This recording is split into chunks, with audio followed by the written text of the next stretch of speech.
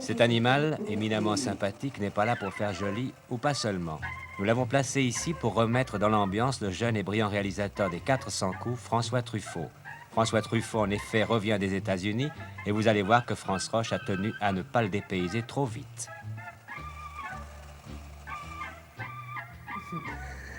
François Truffaut, what do you think of Brigitte Bardot? Brigitte Bardot est une vedette qui a ceci de particulier qu'elle n'a pas été créée vedette par les producteurs, mais au contraire par le public.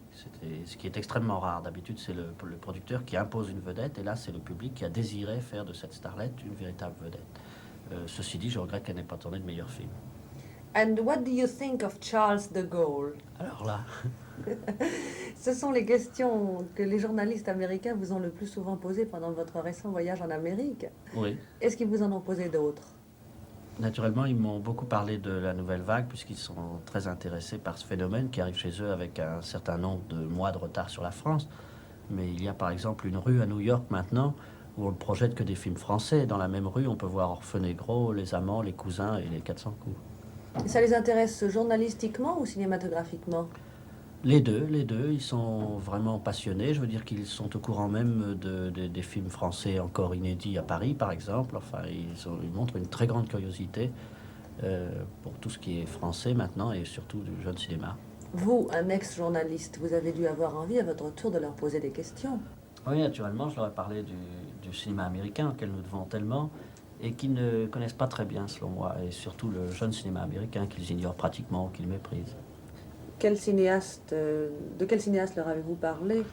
Je leur ai parlé de Sidney Lumet, de Robert Mulligan, de Frank Tashlin, d'Arthur Penn, de ces gens dont nous n'avons vu qu'un film ou deux à Paris, mais qui nous ont beaucoup plu, et que là-bas, ils n'ont à peine vu. Pourquoi ils vous ont beaucoup plu? Parce qu'ils sont, je crois, un renouvellement complet du cinéma américain, un peu comme certains films de jeunes en France aussi, qu'ils sont à la fois extrêmement vivants comme l'ancien cinéma américain primitif et en même temps assez intellectuels, mais qu'ils arrivent quand même à cumuler les qualités des deux. Pourquoi méprisent-ils ces cinéastes? Au fond, ils les méprisent parce qu'ils ne les connaissent pas très bien et parce qu'ils n'ont pas eu de succès. C'est le grand critère américain, c'est le succès. Votre film, lui, a eu du succès puisque vous venez de remporter le prix des critiques new-yorkais. Oui, il a eu un certain succès. C'est un succès ambigu, c'est un succès de produits français. Quand il est sorti à New York il y a 4 mois, il n'y avait personne dans la salle jusqu'à ce que les critiques paraissent.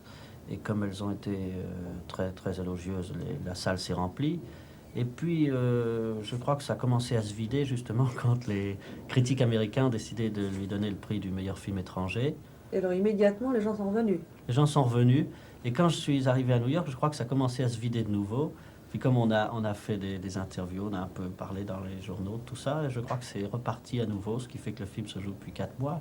Mais enfin, ça peut retomber bientôt. Alors dans le cas où les recettes baisseraient, vos valises sont prêtes, vous repartez, vous allez passer à la télévision, non? Ah non, il faudrait trouver quelque chose de nouveau cette fois-ci. Vous qui avez été critique, si vous aviez à parler des 400 coups, en auriez-vous parlé comme vos confrères l'ont fait? Non, sûrement pas.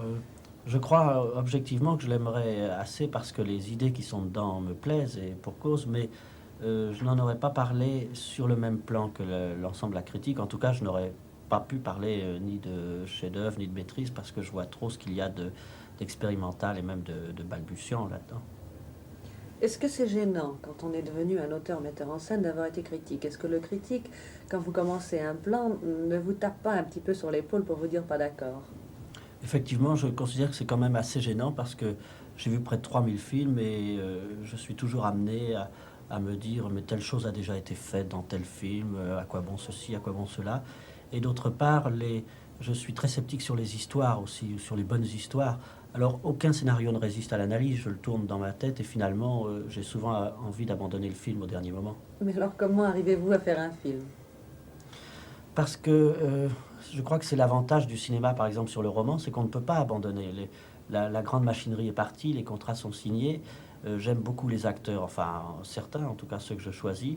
Et il y a cette espèce de promesse à tenir qui est un stimulant. Enfin, il faut tenir sa parole. Et je crois qu'à partir du moment où on est dans le bain, c'est-à-dire dès le premier jour de tournage, il n'y a plus de problème de ce genre, plus de doutes généraux. il n'y a plus que des problèmes quotidiens, strictement matériels, qu'on peut résoudre dans le bruit et dans la rigolade, et finalement c'est assez exaltant. Et de nouveau, à la fin du tournage, les doutes reprennent. Est-ce que les 400 coups ont été accueillis dans tous les pays de la même manière? Non, pas du tout. Il a été vendu dans presque tous les pays, mais en Italie, par exemple, il a été un échec, peut-être parce qu'il ressemble justement à un film italien et que les films italiens n'ont jamais plu en Italie. Heureusement, ces films italiens se rattrapent à l'étranger. Oui, c'est le cas. Mais enfin, je crois qu'en Allemagne, ça n'a pas tellement bien marché non plus. Et dans quel pays ça a marché? Ça a marché au Japon, en Hollande. Ça va bientôt sortir en Angleterre. La Russie l'a acheté. Mais l'Espagne n'en veut pas, par exemple, malgré le prix catholique que nous avons obtenu à Cannes. Pourquoi? Parce qu'ils voudraient faire tellement de coupures, je crois que le film deviendrait un court-métrage, alors ça ne les intéresse plus. Mais qu'est-ce qu'ils auraient l'intention de couper? Et pourquoi? Ce sont des coupures d'ordre moral auxquelles j'avoue ne pas comprendre grand-chose. Je crois que ce sont des situations. C'est l'adultère, l'enfant qui voit sa mère avec un autre homme, ou il ne devrait pas s'évader de la maison de correction, enfin toutes sortes de choses. Ah, parce qu'on ne peut pas s'évader d'une maison de correction. Pas en Espagne. Votre film, au départ, avait d'ailleurs suscité des réactions de censure en France, non? C'est-à-dire qu'il est passé à la commission de censure pendant le festival de Cannes, mais avant les décisions du jury. Si bien qu'il a été interdit au moins de 16 ans. Et 2 jours après, nous avons eu le prix de la mise en scène et le prix catholique, et la décision de l'interdiction au moins de 16 ans a été rapportée. Alors les censeurs ont eu pensé qu'ils auraient l'air un peu idiots, non? Je crois que c'est ça.